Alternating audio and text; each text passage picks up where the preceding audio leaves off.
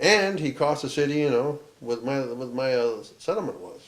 Well, yeah. Let's talk quickly about that. You did bring some civil litigation. Yes. What was for wrongful death or Yeah, wrongful death. It was against the city and Sean Wallace and Ray Schultz, the the chief of former police police? chief. Yeah, yeah. And And it was my lawyer was willing to take it all the way in federal court.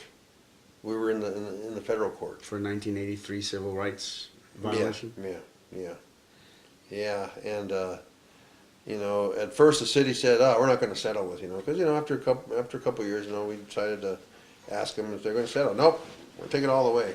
Okay, well, fine. Well, then all of a sudden, in I guess in October of 13, yeah, October of 13, um, the lawyer told me that APD's lawyer had contacted them and was wanting to talk about it. So I went, okay, well, fine. And then in November, they made an offer. It was ridiculous, of course. I just laughed at it and said, nope, forget it. So after a few offers, counter offers and everything, they came up with 900,000. And I'd always, in our trade, in the sheet metal trade, way back when we were in school, they always said, if you become a sheet metal worker and you stay in it for 30 years or whatever, you have the opportunity to make $1 million in your career. So I started thinking, well, you know what? That's pretty close to it. And my kid and his girlfriend and me, we don't have to relive, you know, the whole shooting on the stand. Right. And you don't have to go over his whole life. You don't have to get bashed, saying you're an unfit parent or Right. why did this happen and, was his brother a druggie too and, whatever else they want to bring out to make you look like crap instead of them, you know. So I knew I was still going to get pressed because, even though the hardest thing about those settlements is that when you sign them, you've got to release them from any wrongdoing, period. For that, with that incident. Yeah, and that's the hardest thing when you Yes. read that statement. You release them from not just liabilities, but like it never happened, Mm. like it never happened. So, I thought about it for about a week, and I thought, well, should I go for more? Should I go for over $1 million? And then I started thinking, well, you know what? These guys don't really like that 6-figure in the paper, or the 7-figure, I guess I should say. Right. Is it really worth it? So, after talking to the lawyer a little bit, we decided to settle. I guess the official, when I said yes, was right after Christmas, but after all the papers and everything was filed and everything, that was around end of January, Right. beginning of February of 14. So, I kept my kid off the stand. It kept everything from being bashed. I asked, I didn't think I may have done the right thing, and I started asking other lawyers and people, and they said, yeah, they said, you did the right thing. And even one of the families who's with us now, wanted to settle, and APD didn't want to. And even he told me that, if they would have come up and said, we're going to settle with you, and came up with the right, he would have done it. But they didn't do it, so they went to court, and now they're in litigation right now about the outcome. And what a lot of people don't realize is that going through civil litigation when you're in the right can be a very tough, especially when you're having to deal with the death of a loved one.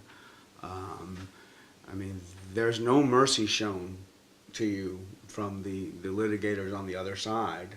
And it is a long, drawn-out process that can just wear you down and tear you down, and you've already been through so much. Mm-hmm. And of course, one value in taking the settlement is you cement the fact You're getting a legal action that basically has proven your point, your case. They have been subjected to liability. Now, whether anybody actually feels it themselves because it goes to the whole agency and they have insurance and all of that Right. is a different matter. But what you have done is you have cemented the fact that there was a wrongdoing.